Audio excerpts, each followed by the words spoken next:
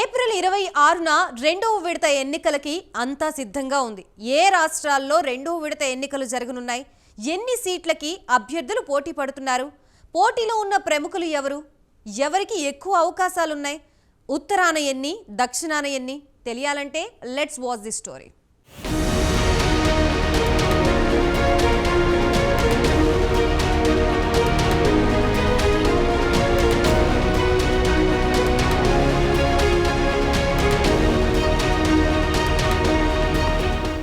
లోక్సభ ఎన్నికల రెండవ దశ పోలింగ్కు రంగం సిద్ధమైంది. మొత్తం 13 రాష్ట్రాల్లో 89 నియోజకవర్గాల్లో ఈ నెల 26న పోలింగ్ జరగనుంది.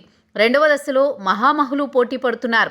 ఉత్తరప్రదేశ్లోని మధుర నుంచి డ్రీమ్ గర్ల్ హేమమాలిని మూడోసారి గెలుపొంది లోక్సభలో అడుగుపెట్టాలని చూస్తున్నారు.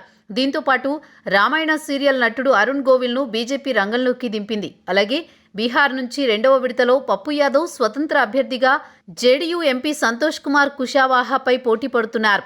ఎన్డీఏ మిత్రపక్షం కుషావాహాను పోటీకి నిలిపింది.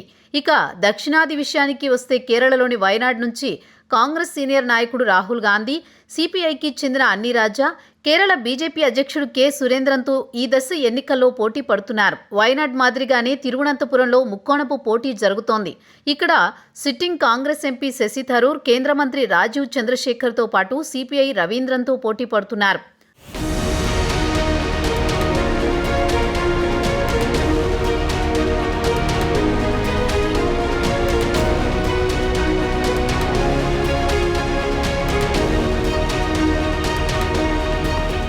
రెండో విడత పోలింగ్లో ప్రధానంగా భారతీయ జనతా పార్టీ, కాంగ్రెస్ పోటీ పడుతున్నాయి.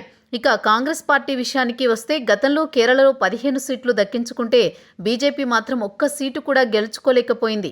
ఇక కర్ణాటకకు వస్తే మాండ్యాలో బీజేపీ జనతాదళ్ సెక్యులర్ హెచ్డి కుమారస్వామికి మద్దతు తెలుపుతోంది. బీజేపీ పొత్తులో జేడీఎస్ హసన్ నియోజకవర్గం నుంచి పోటీ చేస్తోంది. 2019లో ప్రజ్వల్ రేవన్న ఈ నియోజకవర్గం నుంచి విజేతగా నిలిచారు. ఇక కోలార్ నియోజకవర్గం సీట్ను బీజేపీ 2019లో గెలిచింది. అయితే పొత్తులో భాగంగా ఈ సీట్ను జేడీఎస్కు కేటాయించింది. కర్ణాటకలో జేడీఎస్ హసన్, మాండ్యా, కోలార్ లోక్సభ నియోజకవర్గాల్లో పోటీ చేస్తోంది.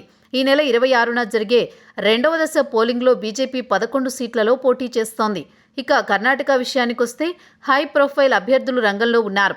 వారిలో కర్ణాటక మాజీ ముఖ్యమంత్రి హెచ్డి కుమారస్వామి, కాంగ్రెస్ పార్టీకి చెందిన వెంకటరమణ గౌడ్తో పోటీ పడుతున్నారు. బెంగళూరు సౌత్ నుంచి బీజేపీ తరపున తేజస్వి సూర్య, మైసూర్ నుంచి యదువీర్ వడియార్ను సిట్టింగ్ ఎంపీ ప్రతాప్ సింహ స్థానంలో బీజేపీ నిలబెట్టింది. కర్ణాటకలో 2019లో జరిగిన లోక్సభ ఎన్నికల్లో బీజేపీ 25 సీట్లు సాధించుకుంది. ఓటు షేరింగ్ విషయానికి వస్తే 51.2% పైనే దక్కించుకుంది. కాగా కాంగ్రెస్ పార్టీ, జేడీఎస్, ఇండిపెండెంట్లు ఒక్కో స్థానం గెలుచుకున్నాయి. కర్ణాటక డిప్యూటీ సీఎం డీకే శివకుమార్ సోదరుడు డీకే సురేష్ కుమార్ కూడా రంగంలో ఉన్నారు. ప్రస్తుతం కర్ణాటకలో కాంగ్రెస్ పార్టీ అధికారంలో ఉంది. దేశంలో శరవేగంగా అభివృద్ధి చెందుతున్న ఆర్థిక వ్యవస్థలో కర్ణాటక అగ్రస్థానంలో ఉంది. అయితే ఇటు బీజేపీ, అటు కాంగ్రెస్ రెండు యాంటీ ఇన్కంబెన్సీని ఎదుర్కొంటున్నాయి. దీంతో పాటు ఈసారి ఎన్నికల్లో అవినీతి, నిరుద్యోగం, ద్రవ్యోల్బణం ప్రధాన అంశాలుగా మారాయి. ఇటీవల కాలంలో బెంగళూరు ప్రజలు నీటి ఎద్దడితో సతమతమవుతున్నారు. దీని ప్రభావం వచ్చే లోక్సభ ఎన్నికల్లో కాంగ్రెస్ పార్టీపై కనిపించవచ్చునని రాజకీయ విశ్లేషకులు అభిప్రాయపడుతున్నారు.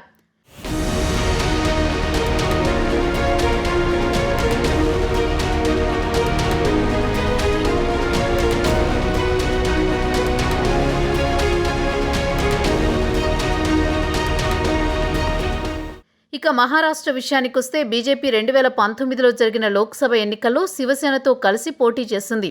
బీజేపీ 3 సీట్లలో, శివసేన 4 సీట్లలో గెలిచింది. ప్రస్తుతం శివసేన 2గా విడిపోయింది. అయితే ఈసారి పర్భని లోక్సభ నియోజకవర్గానికి శివసేన యూబీటీ పోటీ చేస్తోంది. మిగిలిన ముగ్గురు ఏక్నాథ్ షిండే వర్గానికి చెందిన శివసేన అభ్యర్థులు.